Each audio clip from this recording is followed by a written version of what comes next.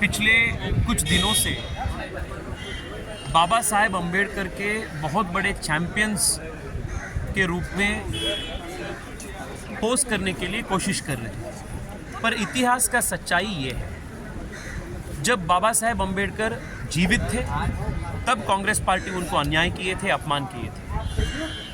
और जब बाबा साहेब अम्बेडकर नेहरू के कैबिनेट में लॉ मिनिस्टर थे तब अप्रैल 27, 1948 में उत्तर प्रदेश के शेड्यूल कास्ट एनुअल फेडरेशन में भाषण दिए थे और भाषण में उन्होंने एक ही संदेश देश के दलितों को दिए थे, joining Congress will be suicide. Congress को ज्वाइन करना, कांग्रेस के साथ जाना आत्महत्या करने के मतलब आत्महत्या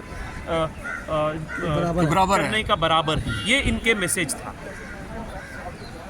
जब अंबेडकर साहब जीवित थे तब उनको अपमान किया गया था।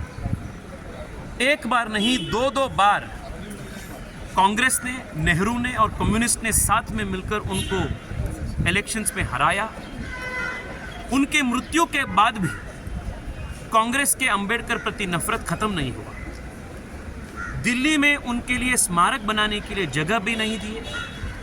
उनके अंतिम संस्कार के लिए एरोप्लेन का व्यवस्था भी उस समय के सरकार नहीं किए। और 90 तक अंबेडकर जी को भारत रत्न पुरस्कार देने का भी काम कांग्रेस पार्टी ने कभी नहीं किया। They insulted him when he was alive, they humiliated him even at his death, and they tried to obliterate his legacy even after he passed away. This is the reality of the Congress party. और सच जनता ये जानती है, विशेष रूप में दलित समाज भी ये जानती है कि कांग्रेस की सच्चाई क्या है। Communists made sure he did not enter the parliament. Upon Dr. Ambedkar's defeat, Nehru was so elated that he wrote to Edwina Mountbatten, claiming how joyous he was because Ambedkar was dropped out.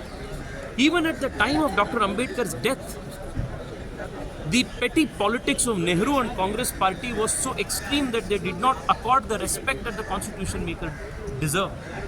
They did not even make arrangements for an aircraft to carry his mortal remains. They did not give him space for a smarak here.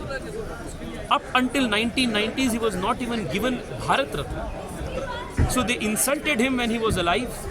They muddied his legacy after his death and tried to obliterate him and erase him from the national memory of the country by not even giving him the Bharat Ratna.